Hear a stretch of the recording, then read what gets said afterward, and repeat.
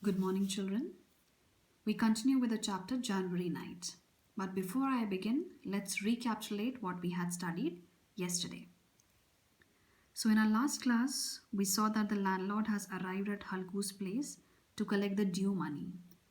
And initially, we see that Munni, Halku's wife, she refuses to give the money and she gives various excuses.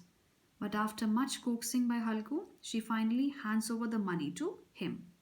And poor Halku, with what a heavy heart he gives away the money to the landlord. Now we shall study the second scene, which is set in the field. Now let's see what happens here in the field. Page 28, left hand side, the last paragraph. A dark January night. In the sky, even the stars seem to be shivering. So it's a dark January night, and as you all know, the month of January is extremely cold. So that particular night, it was very dark and it was so cold that even the stars seemed to be shivering. At the edge of his field, underneath a shelter of cane leaves, Halku lay on a bamboo cot wrapped up in his old shawl, shivering. So please underline these words. You can underline the word edge and you can write outside.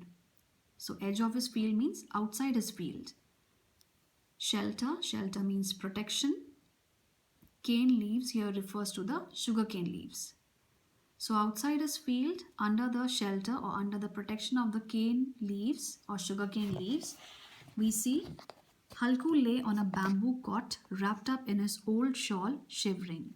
So why was he shivering, girls, though he was wrapped up in a shawl? Because the shawl was very old one. It was a worn out shawl that did not give him any warmth. Okay, that did not give him any sort of protection from the cold.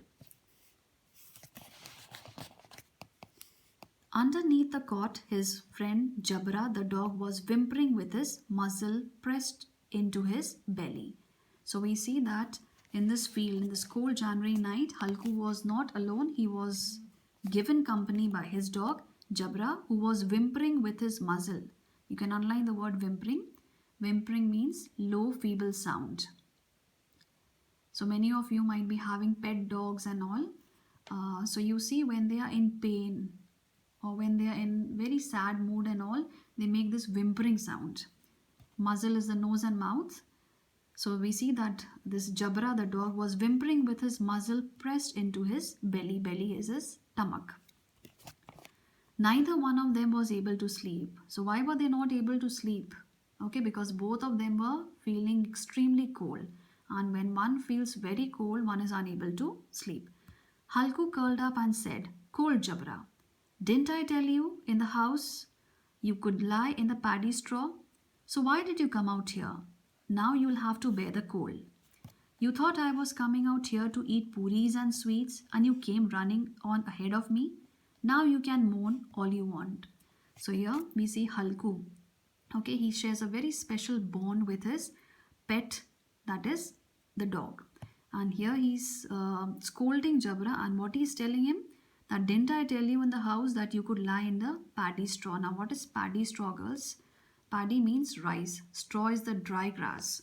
So you can say that paddy straw, it is the dry grass or straw that we get after separating the rice. So why did you come out here? And now see, since you have come out here, you will have to bear the cold. And what did you think, that I'm coming out here to eat some puris and sweets, that you came running ahead of me? Now you can sit here and you can moan.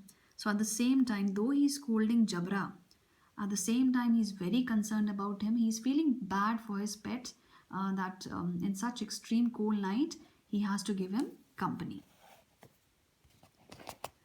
Jabra wagged his tail without getting up, protracted his whimpering into a long yawn, and was silent.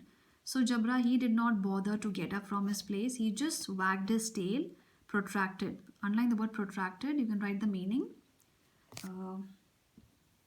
Lasting for a long time. So you can write the meaning for protracted. It lasting for a long time. So he just gave a long yawn and again he was silent. Halku reached out his hand and patted Jabra's coal bag. So Halku was really feeling bad for his pet dog. So what he did, he just stretched out his hand and he patted Jabra's coal back. From tomorrow on, stop coming with me, or the cold will get you. So he just tells his dog that tomorrow onwards, no need to come with me or you will fall sick. We'll get through the night somehow.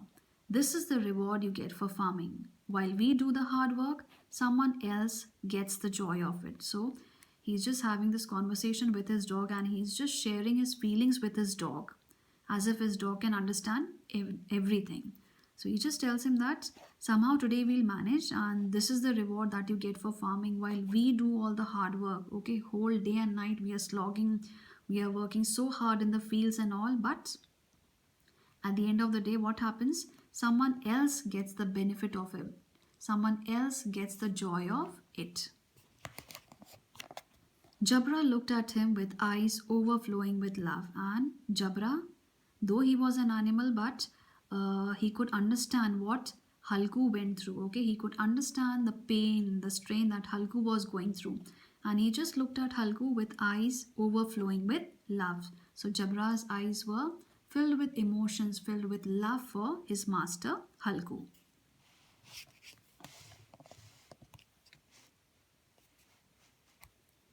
You have to put up with just one more cold night. Tomorrow, I'll spread some straw. You won't feel the cold. So Halku tells his dog that you just have to bear tonight and tomorrow I'll spread some straw for you so that you may not feel the cold. Jabra put his paws on Halku's knees and brought his muzzle close. Halku felt his warm breath. So Jabra, as if Jabra understood everything, so what he did, he just brought his paws on Halku's knees and brought his muzzle close, as if he wanted some love, some affection from Halku. And Halku could feel his warm breath.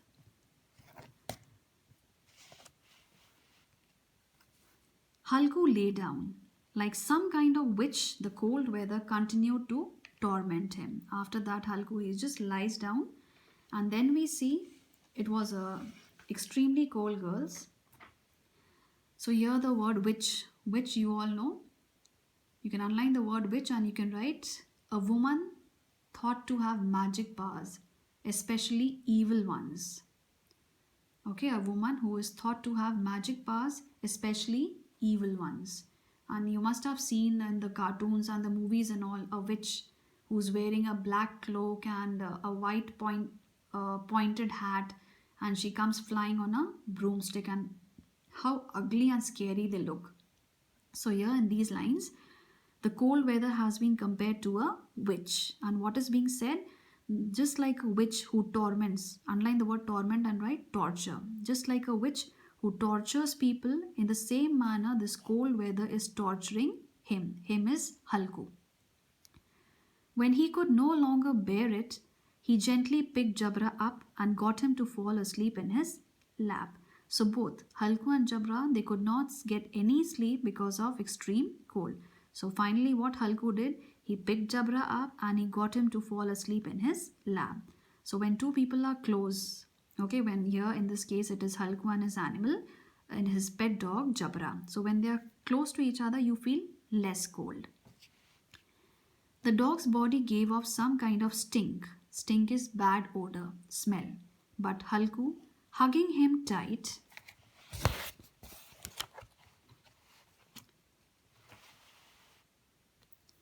experienced a happiness he hadn't felt for months. So when Halku was hugging his dog Jabra, he felt a strange joy, and this kind of happiness, this kind of joy he had never felt for months. And on the other hand, we see Jabra probably thought he was in heaven. And in Halku's innocent heart, there was no resentment of his smell. And Jabra, on the other hand, he felt as if he is in heaven. And in Halku's innocent heart, there was no resentment. Underline the word resentment. You can write bitter feeling. Okay, Halku did not feel anything. Okay, he was not feeling bad. He did not feel anything about the bad smell or the odor of his dog. He embraced him with the very same affection he would have felt for a brother. Embraced means hugged. Affection means feeling.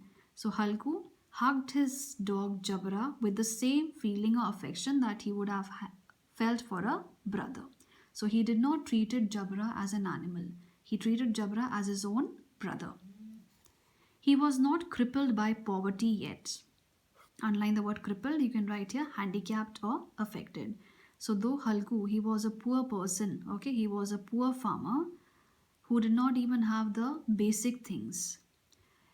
Um, he never grumbled about his poverty, though at times, being a human being, sometimes he used to complain, but most of the time he never complained. So he was not crippled, he was not handicapped by the poverty.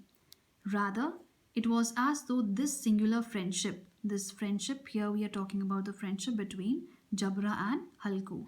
It had opened all the doors to his heart and brilliantly illuminated every atom of it. Underline the word brilliantly, you can write very brightly. Illuminated means lit.